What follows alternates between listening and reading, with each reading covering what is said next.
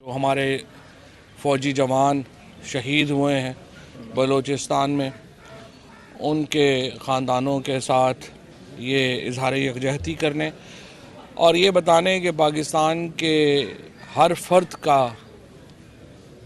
उनका एहसानमंद है, उनकी कुर्बानियों का, उनकी शहादतों का हम कोई मुदावा कर ही नहीं सकते।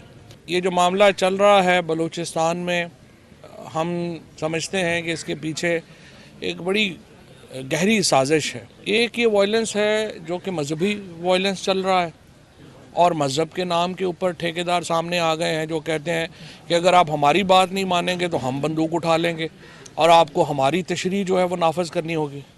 और दूसरी तरफ ये एक एक्सट्रीमिस्ट आ गए हैं, कोई कहता है जी देखें जी हमें गैस की रॉयल्टी नहीं मिली है तो हम गोली मार देंगे, कोई कह रहा है जी हमारी सड़क नहीं बनी तो हम गोली मार देंगे। इस तरह तो मुल्क नहीं चलते, इस तरह तो रियासतें नहीं चलती। और इसके ऊपर हमने एक बड़ी डिसाइसिव कार्रवाई पहले भी की है और इंशाअल्लाह ताला हम कभी भी इससे पीछे नहीं हटेंगे। और ये जो भी वायलेंस है जिसमें कोई शुबह ही नहीं है कि इसके पीछे गैर मुल्की हाथ मुलव्वस है और इसकी जितनी जो है वो मजम्मत की जाए वो कम है। और इंशाअल्लाह ताला हमने पहले भी दुश्मनों को जो है वो नाकों चने चबवाए हैं और अब भी इंशाअल्लाह हम पूरी तरह जो है वो तैयार हैं। एक कतरा खून भी जो है वो रायगा नहीं जाएगा। यहाँ तो लाशें गिरी हैं, जवान बच्चों की लाशें गिरी हैं, हम तो एक कतरा खून को भी रायगा नहीं जाने देंगे और इंशाअल्लाह इसका पूरा हिसाब होगा।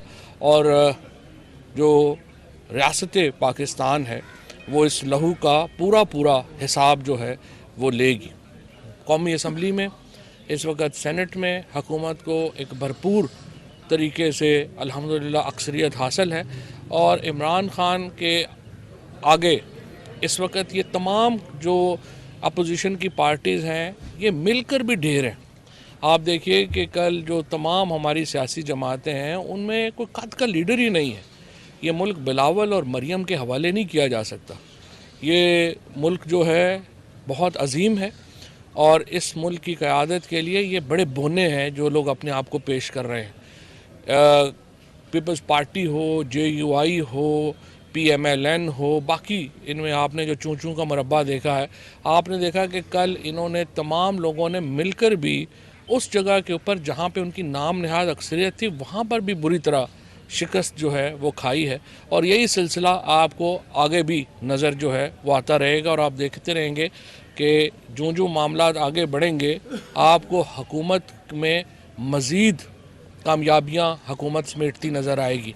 जो साहब आप इस साल तरक्की की बात कर रहे हैं, कामयाबियों की बात कर रहे हैं, तो इसी साल PDM का लॉन्ग मार्च है। उसी हवाले से मियां नवाज शरीफ ने मरीम नवाज को हदायत की है कि अवामी राब्ता मुहिम तेज़ की जाए। दूसरा 27 फरवरी को बिलावल भुट्टो ने किसान मार्च का ऐलान किया है। कैसे निपटेंगे इन दोनों?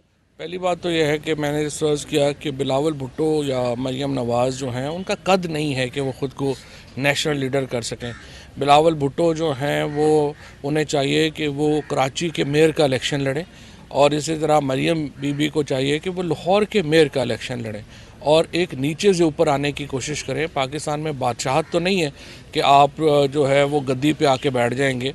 सो पहले ये लोग जो एक सियासी तौर के ऊपर बिल्कुल नौमौलूद लोग हैं, इनको चाहिए कि बड़ी सीनियर लीडरशिप के लिए अपनी पोजीशंस जो हैं वो खाली करें। और मुझे बड़ी खुशी है कि नून लीग के अंदर अब ये गुफ्तगू शुरू हुई है कि शरीफ फैमिली जो है उसको रिप्लेस करना चाहिए और नए लोगों को आना चाहिए और यही जो डिबेट है पीपल्स पार्टी में भी होनी चाहिए। और अगर बिलावल भुट्टो या मरियम एक प्रोसेस के ज़रिए ऊपर आएंगे तो फिर तो उनका हक है।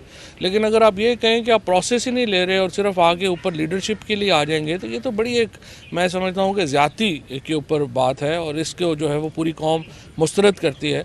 और इसीलिए आपने देखा है कि इन जमातों की ना तो पार्लिमान के अंदर कोई कदर है और ना ही पार्लिमान के बाहर। ये कोई सातवीं कोशिश कर रहे हैं हुकूमत के ख़िलाफ़ तहरीक चलाने की। ले दे के आखिर में इन्हें मौलाना फजलुर रहमान के मदरसों के बच्चों के ऊपर रिलाई करना पड़ता है और इनका इन्हिसार जो है वो फजलुर रहमान साहब के ऊपर इसलिए आ जाता है कि पाकिस्तान में हमने ये एक مذہبی جو مدرسوں کو اس سیاست کے لیے استعمال کرنے کی ریت بہت پرانی ہے فضل الرحمان صاحب کی، اور انہوں نے جو اپنے مدرسوں کے بچوں کی بنیاد کے اوپر وہ سمجھتے ہیں کہ وہ حکومت کے خلاف تحریک چلا لیں گے، جو ظاہر ہے کہ ممکن نہیں ہے۔